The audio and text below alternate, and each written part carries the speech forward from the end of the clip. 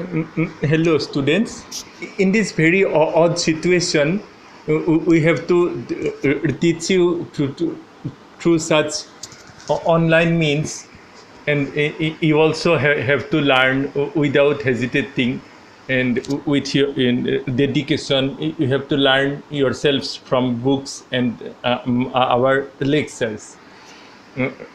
My name is Rituraj Kolita in the Department of Chemistry. And I shall be teaching you chapter 1 of your class 12 course, that is solids. Pratham chapter, solid chapter to মই তোমালোকক পঢ়াম। মই আশা কৰোঁ তোমালোকে হাতত CBSE কিতাপখন লৈ থাকিবা। CBSE কিতাপবোৰ ডাউনলোড কৰিব পৰা যায় আৰু আমি ইয়াৰ পৰা দিবলৈও চেষ্টা কৰিম। CBSE কিতাপখনৰ চেপ্টাৰ ৱাইজ ডাউনলোড সম্ভৱ হয় ইণ্টাৰনেটৰ পৰা। মোৰ হাততো আছে। ইন দ্য ফাৰ্ষ্ট পেজ, প্ৰথম পৃষ্ঠাটোত CBSE কিতাপখনৰ ফাৰ্ষ্ট চেপ্টাৰৰ চলিড চেপ্টাৰৰ প্ৰথম পৃষ্ঠাটোত চলিডৰ বিষয়ে তোমালোকে ইতিমধ্যে জানি আহা সাধাৰণ কমন কথাখিনি কোৱা হৈছে যে সলিড কাক কয়, সলিডত তাৰ কনষ্টিটুৱেণ্ট পাৰ্টিকল অৰ্থাৎ সলিডটো যিহেৰে গঠিত সেই পাৰ্টিকলবিলাক ফিক্স পজিশ্যনত থাকে, ডেফিনিট নিৰ্দিষ্ট অৱস্থানত থাকে আৰু সিহঁতে এই নিৰ্দিষ্ট অৱস্থান ডেফিনিট পজিশ্যনৰ পৰা সিহঁতে কেৱল কম্পন হ'ব পাৰে, অচিলেশ্যন হ'ব পাৰে আৰু সেইটোৰ পৰা বুজা যায় যে সলিডবিলাক কিয় মানে একে ঠাইতে সলিডৰ মানে পদাৰ্থবোৰ কিয় একে ঠাইতে ৰৈ থাকে, কিয় সলিডটো ৰিজিড হয়, ৰিজিডিটি কেনেকৈ আহে সেইটো আমি তাৰ পৰা জানিব পাৰোঁ যে তাৰ কনষ্টিটুৱেণ্ট পাৰ্টিকলবিলাক এটম হওক মলিকুল হওক সেইবিলাক নিজৰ একে ঠাইতে ৰৈ থাকে। কিন্তু লিকুইড আৰু গেছৰ ক্ষেত্ৰত সেইটো নহয় আৰু সেইকাৰণে লিকুইড আৰু গেছবিলাকক ফ্লুইড বুলি কোৱা হয়। লিকুইড আৰু গেছৰ ক্ষেত্ৰত তোমালোকে জানা যে এই তাৰ পাৰ্টিকলবোৰ মানে ইফালে সিফালে মুভ কৰিব পাৰে, যাব পাৰে।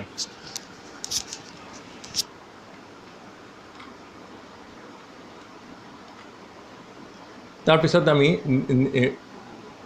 1.1 ইউনিটত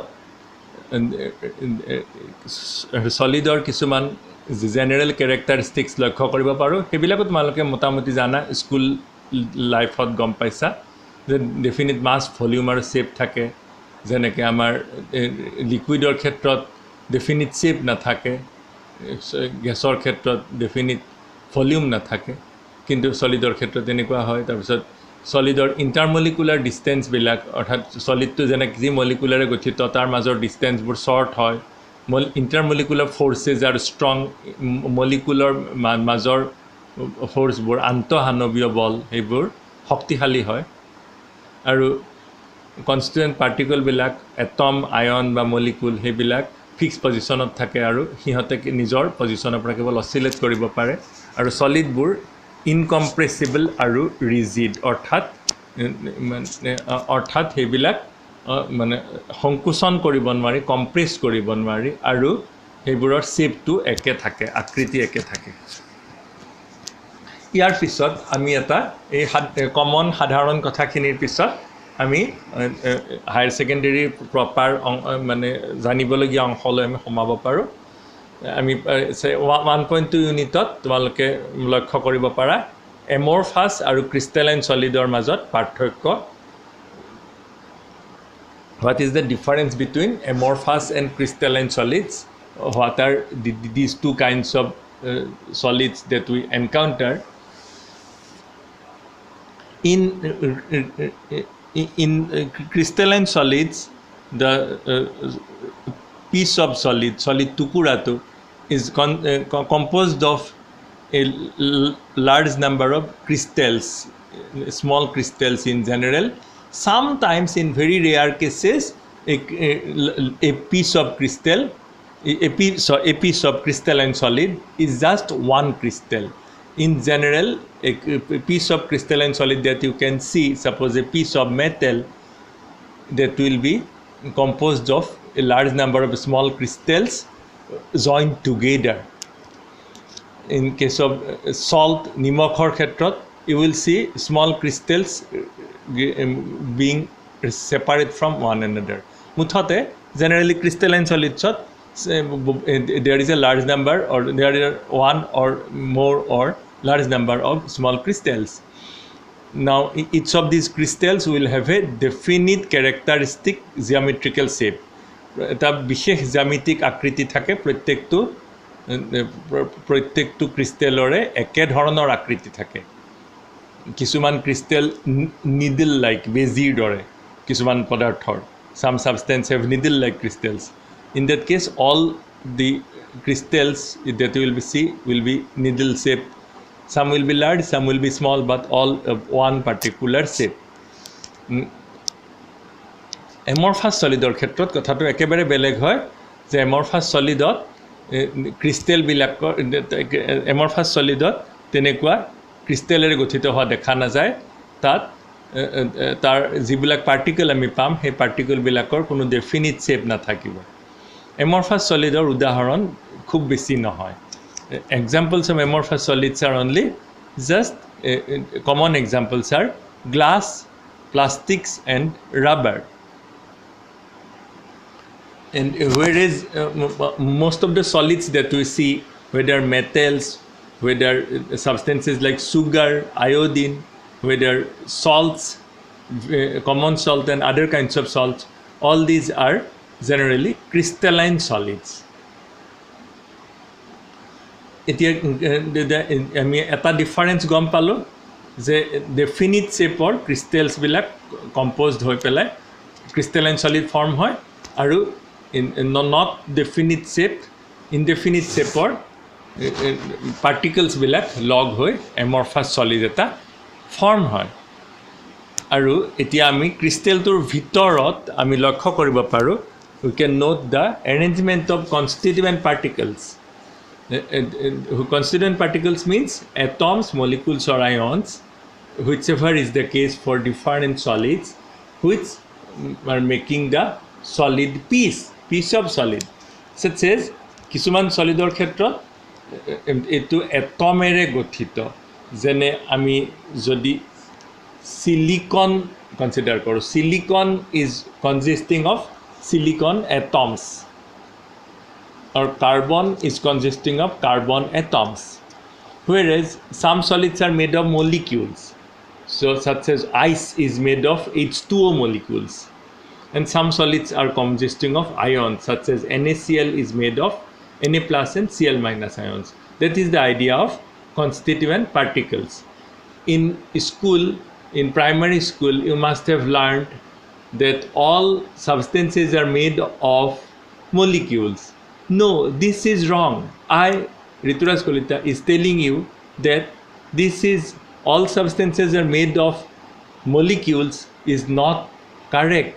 Solids, we see some solids are made of atoms, some are made of molecules, some are made of ions. We'll come to that later again. Alop pisot ako ahi aso hetu kotha. Acha etia ami lokho koro je crystalline and amorphous solidor major এটা important difference হয় এতিয়া আমি কোনটো পেজত আছোঁ we are in page 2 we are in unit 1.2 of the CBSE NCERT book এতিয়া আমি লক্ষ্য কৰোঁ যে লং ৰেঞ্জ অৰ্ডাৰৰ আইডিয়াটো কি যে ক্ৰিষ্টেলৰ ভিতৰত ইনচাইড দি ক্ৰিষ্টেল কনষ্টিটুৱেণ্ট পাৰ্টিকলছবিলাক কেনেকৈ এৰেঞ্জড হৈ আছে will generally see a regular pattern in a solid will generally see a regular pattern of arrangements of particles and repeated periodically itur pisot hitu koi tumaloke a second page eta sobi sabo para figure 1.1 buli koise tate quartz orthat silica SiO2 মানে আকৃতি দেখুৱাইছে blue small atoms are of silicon atoms and red large atoms are oxygen atoms. So here you will see a regular arrangement of the repeated arrangements of the silicon and oxygen atoms in a piece of silica solid. If you consider a crystalline variety of silica or quartz, that is crystalline variety of quartz, then you will see a very regular pattern of arrangements of the silicon and oxygen atoms as seen in figure 1.1a.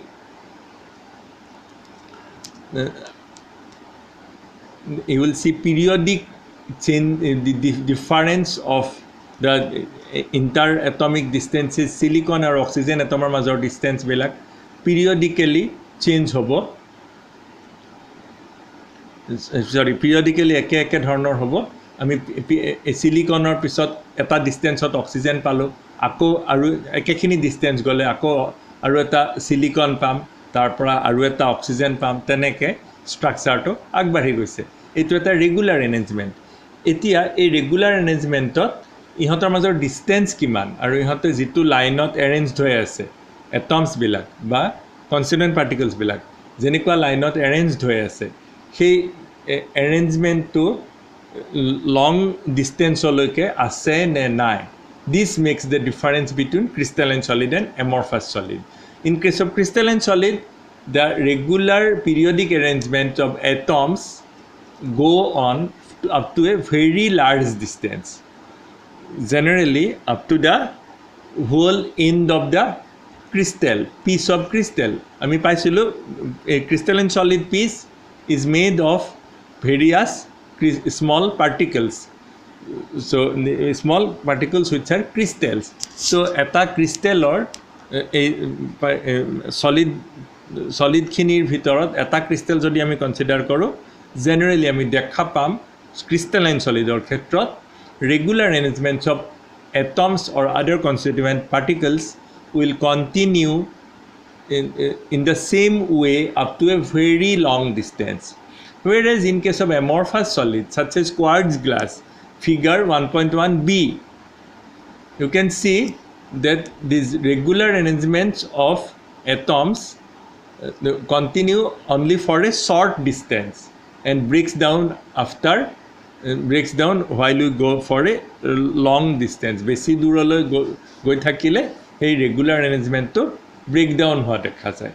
গতিকে এইকাৰণে কয় যে crystalline ছাবষ্টেন্সবিলাকৰ characteristic হ'ল crystalline ছাবষ্টেন্সটো identify কৰিব পাৰি by the presence of long range order, long range regularity between the constituent particles, arrangement of constituent particles up to a long distance, generally up to one end of the crystal to the other end, full crystal to. Kintu amorphous substanceor ক্ষেত্ৰত, amorphous solidsor ক্ষেত্ৰত এই order যেটো দেখা পাম হেতু short range order হ'ব, হেতু অলপ ডিষ্টেন্সলৈকেহে অৰ্ডাৰ বা ৰেগুলাৰিটিটো থাকিব। এইটো এমৰফাছ সলিডক সেইকাৰণে এমৰফাছ সলিডৰ ষ্ট্ৰাকচাৰটো অলপ লিকুইডৰ নিচিনা হয়। লিকুইডৰ ক্ষেত্ৰত যেনেকৈ অলপ দূৰলৈকে এটা ৰেগুলাৰ এৰেঞ্জমেণ্ট থাকে, তাৰপিছত বেছি দূৰত সেইটো দেখা নাযায়, এমৰফাছ সলিডতো তেনেকুৱা হয়। কিন্তু লিকুইডৰ ক্ষেত্ৰত মলিকুলছ বা কনষ্টিটুৱেণ্ট পাৰ্টিকলছবিলাক মুভ কৰি থাকিব পাৰে ফ্ৰীলি, আৰু সলিডৰ ক্ষেত্ৰত মুভ কৰি থাকিব নোৱাৰে। কিন্তু তাৰ যিটো slightly partially disordered arrangement, এইটো লিকুইডৰ আৰু এমৰফাছ সলিডৰ ক্ষেত্ৰত একে ধৰণৰ, this is similar.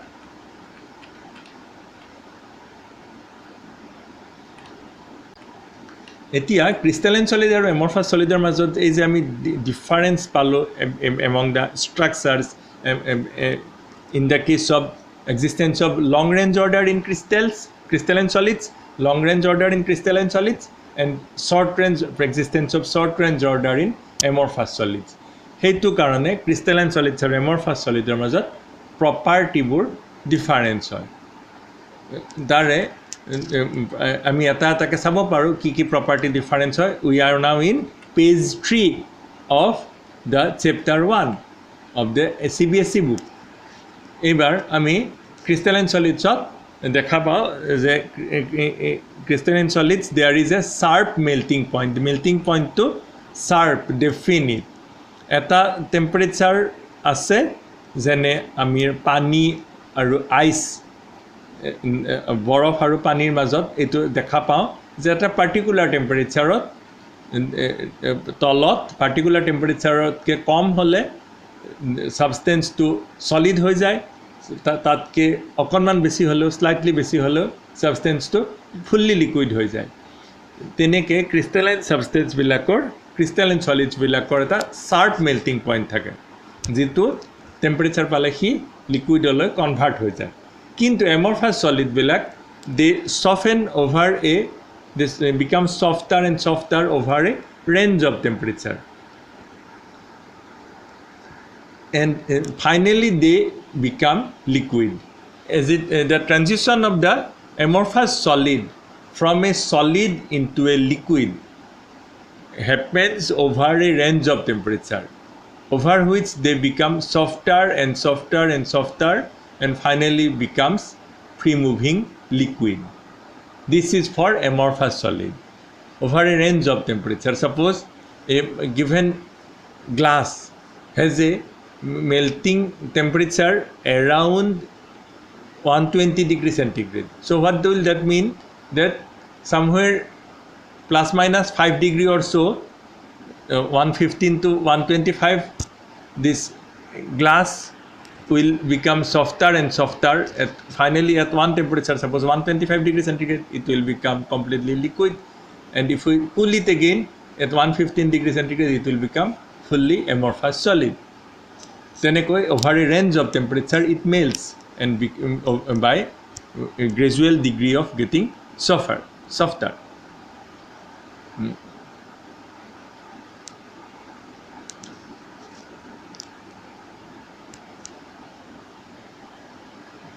Now another thing is that the amorphous solids can very slowly flow like liquids. Glassor ক্ষেত্ৰত আমি যদি দেখো যে উইন্ডো পেন বিলাক উইন্ডো খিৰকিত আমি লগাই থৈ দিলো আৰু বছৰৰ পিছত বছৰ ৰাখি দিলো মানে over decades and decades then we'll see that the bottom part of the glass pane glassor মানে খিৰকিত লগোৱা গ্লাছখনৰ তল ফালে থিকাৰ হৈ গৈছে মোটা হৈ গৈছে আৰু ওপৰৰ ফালে থিনাৰ হৈ গৈছে কাৰণ over the decades the glass very slowly flows from the top to the bottom just like a liquid but its viscosity but its the tendency of movement is very slow. Its viscosity, we said that its viscosity is very high and its tendency of flowing, a tendency of movement is very slow and accordingly this amorphous solids are comparable to liquids but only difference is that they move very slowly over years and decades. সেই কাৰণে কোৱা হয় যে amorphous solids are supercooled liquids also called pseudo solids.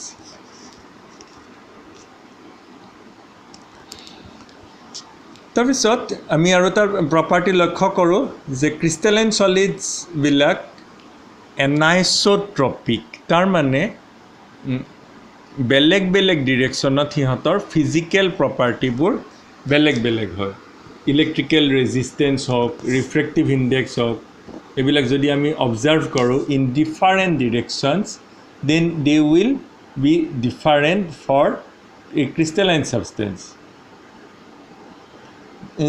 কেতিয়াবা আমি ক্ৰিষ্টেলাইন ছাবষ্টেঞ্চবিলাক ধৰা দীঘলীয়া ক্ৰিষ্টেলাইন ছাবষ্টেঞ্চ এটা নিডল লাইক ক্ৰিষ্টেলাইন ছাবষ্টেঞ্চ এটা ইমাজিন কৰিলোঁ তেতিয়া it is natural that in নিডলৰ along the needles the physical property will be different mechanical strength etc will be different than perpendicular and then further in inclined directions the physical property will again be different because in crystalline solids there are different arrangements of particles in different directions.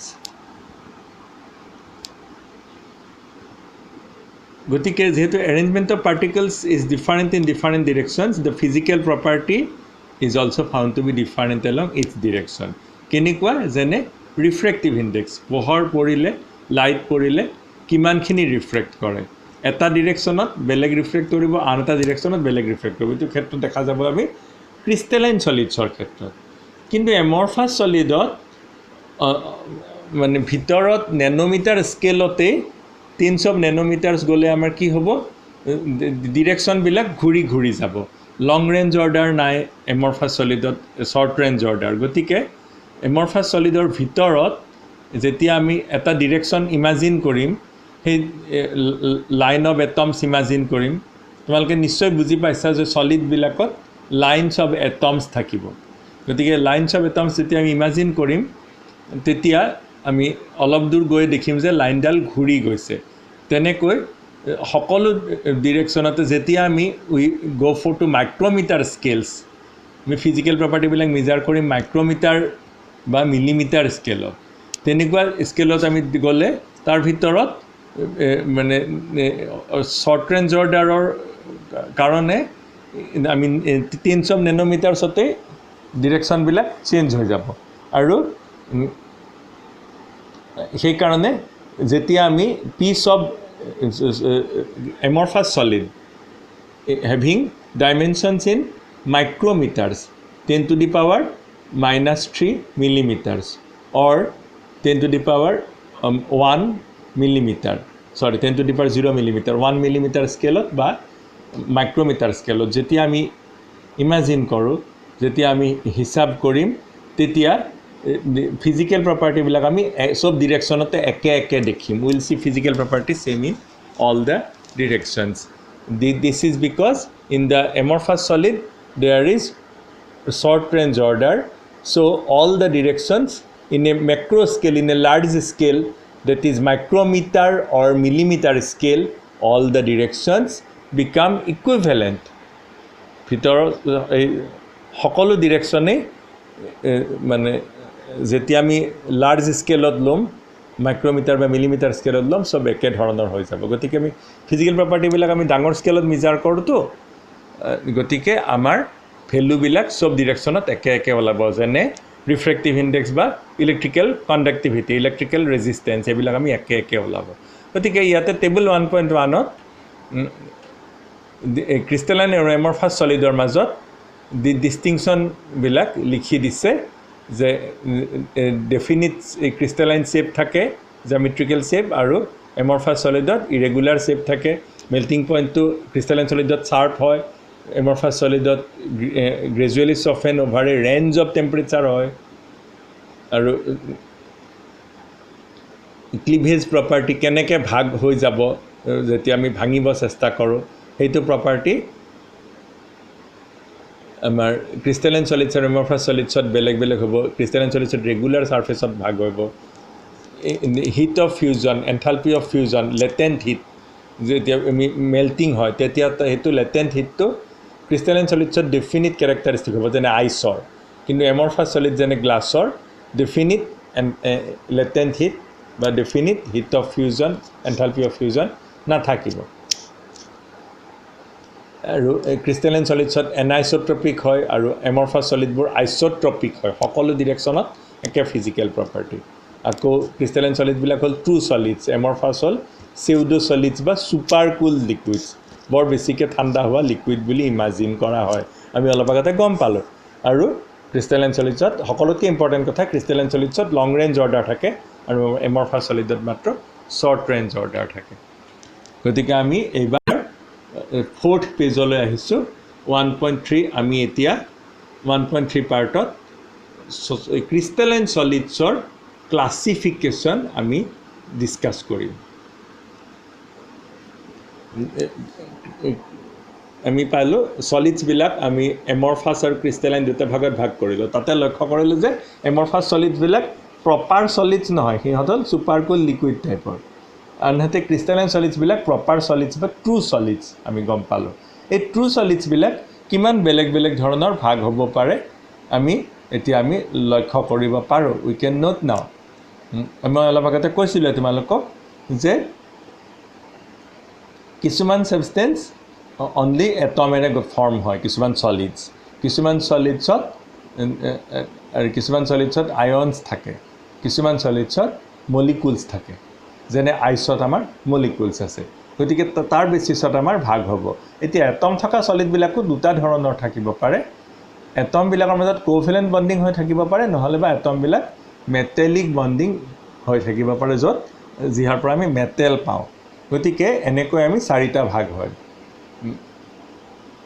এই ভাগটো this difference this distinction between crystalline solids four kinds of crystalline solids is arising out of on the basis of nature of intermolecular forces যে intermolecular forces বিলাক মানে এটা সলিডছৰ constituent পাৰ্টিকুলৰ ভিতৰত constituent পাৰ্টিকলছৰ ভিতৰৰ ফ'ৰ্চবোৰ সেইবোৰ কেনেকুৱা টাইপৰ এতিয়া তাৰমানে ইণ্টাৰমলিকুলাৰ ৱৰ্ডটোৱে এইটো মন কৰিবা এইটো লেংগুৱেজৰ কিছুমান প্ৰব্লেম আছে ইংলিছতো আছে ইণ্টাৰমলিকুলাৰ ৱৰ্ডটো এনেকুৱা এটা ভাৱ কেৰি কৰিছে যেন মলিকুলাৰ আৰু মলিকুলাৰ মাজত কিন্তু সলিডৰ ক্ষেত্ৰত বহুত ক্ষেত্ৰতে মলিকুলছ নাই মলিকুলছৰ এক্সিষ্টেন্স নাই আৰু তাতে এটমবিলাক ইটোৰ পিছত সিটো বাইণ্ড হৈ আছে তেনেকুৱা ক্ষেত্ৰত আমি ইণ্টাৰমলিকুলাৰ ফ'ৰ্চ মানে ইন জেনেৰেল কি বুজাইছে যে ফ'ৰ্চেছ বিটুইন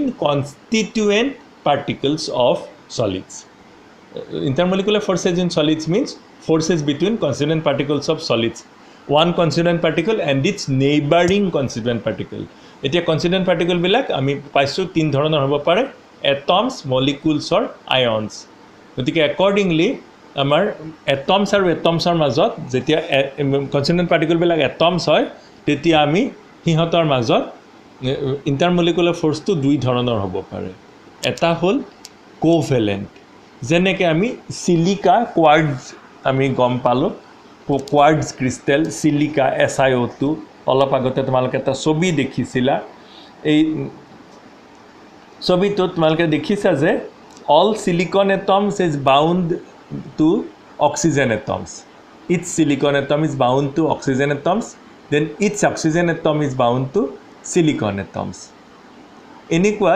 সিটুৱেশ্যন এটাত আমাৰ এই বাইণ্ডিংটো কিহেৰে হৈছে সিলিকন আৰু অক্সিজেনৰ মাজত সিলিকা SiO2 বা কোৱাৰ্টজত এই সিলিকন আৰু অক্সিজেনৰ মাজৰ বাইণ্ডিংটো হ'ল কোভেলেণ্ট বণ্ডছ গতিকে এই তেনেকুৱা সিটুৱেশ্যনত আমি এইটোক কয় আমি কোভেলেণ্ট সলিডছ বুলি ক'ম আনহাতে মেটেলৰ আনহাতে আমাৰ এটম আৰু এটমৰ মাজত মেটেল এটম হ'লে তেতিয়া আমি মেটেল এটম বিলাকৰ মাজত আমি মেটেলিক ইণ্টাৰমলিকুলাৰ ফ'ৰ্চ আছে বুলি ভাবোঁ নেক্সট বাকি কিটা ভাগটো কোৱাইট ইজি যে মলিকুলছ যদি আমি if the solid is made of molecules for example ice is made of H2O molecules তেতিয়াহ'লে এটা মলিকুল আৰু ইটো মলিকুলৰ মাজত আইচত কেনেকুৱা ধৰণৰ ফ'ৰ্চ ইণ্টাৰমলিকুলাৰ ফ'ৰ্চ থাকিব মলিকুলছেৰে আইচ ফৰ্ম হৈছে molecules are the constituent particles of ice also' molecules are constituent particles of iodine I2 solid তাতে I2 মলিকুলছ আছে এতিয়া এটা I2 মলিকুল আৰু এটা I2 মলিকুল নেইবাৰিং I2 মলিকুলৰ মাজত কি ধৰণৰ ফ'ৰ্চ থাকিব আমি এইটো জানো এইটো হ'ল ফেণ্ডাৰ ৱালছ ইণ্টাৰমলিকুলাৰ ফ'ৰ্চ থাকিব এটা ৱাটাৰ মলিকুল আৰু নেইবাৰিং ৱাটাৰ মলিকুলৰ মাজত ফেণ্ডাৰ ৱালছ ফ'ৰ্চ থাকিব তেনেকুৱা মলিকুলছবিলাকেৰে যিবিলাক সলিড ফৰ্ম হৈছে আৰু এই মলিকুলছৰ ইটো মলিকুলৰ লগত সিটো মলিকুল ফেণ্ডাৰ ৱালছ ফ'ৰ্চেৰে বাউণ্ড হৈ আছে এইটোকে কোৱা হয় molecular solids these are molecular solids where the solid is made of molecules and in between molecules there is van der Waals intermolecular interaction etuk koy molecular solids kisuman anhate some solids are made of ions cations and anions positive ions and negative ions a most common example is sodium chloride it is made of Na plus ions and Cl minus ions. In this case, every Na plus ions is bound by Cl minus ions, and the bonding between a positive ion and the neighboring negative ion, or the bonding between a negative ion and the neighboring positive ions is ionic bonds. গতিকে কিছুমান solid such as NaCl, sodium chloride, is made of positive ions and negative ions, and between them, between the one positive ion and the neighboring negative ions, or one negative ion and the neighboring positive ion, there is ionic or electrovalent ionic or electrovalent bond, ionic or electrovalent interactions. Then in that case, that solid is called ionic solid. And we have already learnt about covalent solids, where between covalent solid is made of atoms and neighboring atoms are bound by covalent bonds. This network of covalent bonds goes everywhere. That is called covalent solids. The third and last fourth example is metallic solids, which is made of, in case of metals, there are free electrons. প্ৰত্যেকটো metal atomৰ পৰা কিছুমান electron ওলাই গোটেই metal structureটোৰ ভিতৰত freely move কৰি থাকিব পাৰে, আৰু যেহেতু ইলেক্ট্ৰনবিলাক ওলাই যায় মেটেলবিলাকৰ এটমৰ জেগাত মেটেল আয়ন পৰি থাকে। যেনেকৈ আমাৰ সোডিয়াম মেটেল ইমাজিন কৰিলে সোডিয়াম আয়নছ থাকিব, আৰু ইলেক্ট্ৰনবিলাক one electron will from each metal atom will go out and move around. গতিকে তেনেকুৱা ক্ষেত্ৰত মেটেলিক সলিডছত আমাৰ metal cations and the free electrons মাজত ইণ্টাৰেকশ্যন হয়, আৰু সেইটো তাৰ মাজত মেটেল কেটায়ন আৰু ফ্ৰী ইলেক্ট্ৰনৰ মাজত ইণ্টাৰেকশ্যনটোক আমি মেটেলিক বণ্ড বুলি কওঁ, আৰু তেনেকৈ মেটেল এটা বাউণ্ড হৈ থাকে ইলেক্ট্ৰনছ আৰু ফ্ৰী ইলেক্ট্ৰনছ, মুভেবল ইলেক্ট্ৰনছ আৰু metal ions মাজত interaction, তেনেকৈ আমি metallic solids পাওঁ। তেনেকৈ these are we are getting these four categories: molecular solids, or also molecular solids, then ionic solids, then metallic solids, and lastly covalent solids.